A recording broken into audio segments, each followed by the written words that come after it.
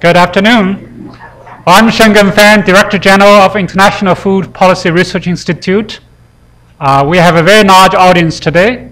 So we have about 100 here, but in the meantime, we have about 50, 60 in this location in other rooms. In the meantime, we also have a large audience watch us through modern technologies, through their website, through a webcast, whatever. These are modern technologies.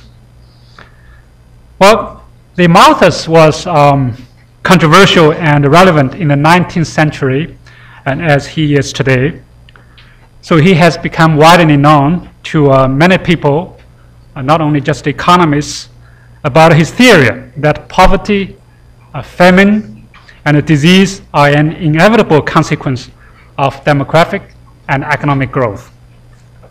So with 2 billion more people projected for 2050, it is very timely to consider the relationship between food policy and demography. So it is not just the total size of population, its composition also matters. So most of the population increase will be in the urban area and it will be in developing countries. So the recent Arab Spring movement is largely related to demographic changes, so such as large percentage of educated but dissatisfied youth within the population.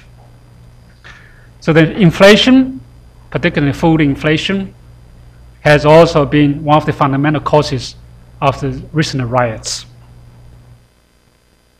So the lecture comes at a perfect time. I don't know, many of you know that 3 days ago, the July 11, is actually World Population Day.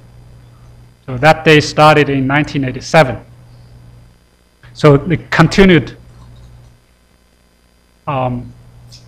stress from population growth, economic growth, together with the climate change, really put a lot of pressure on food security.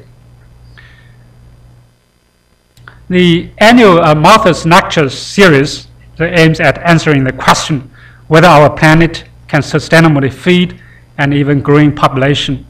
So we are very grateful to Monty Yoderman, he's sitting here in the front row, so who initiated and supports this lecture series organized once a year by the International Food Policy Research Institute and Population Reference Bureau. The CEO and the president of the Population Reference Bureau, Wendy, is sitting in the front row. As you know, the Monty was the director of agriculture and rural development at the World Bank.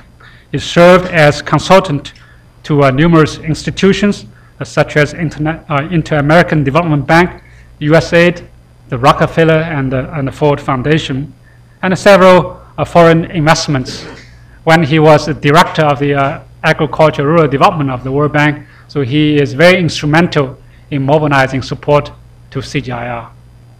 So Monty, I give the floor to you to make some remarks.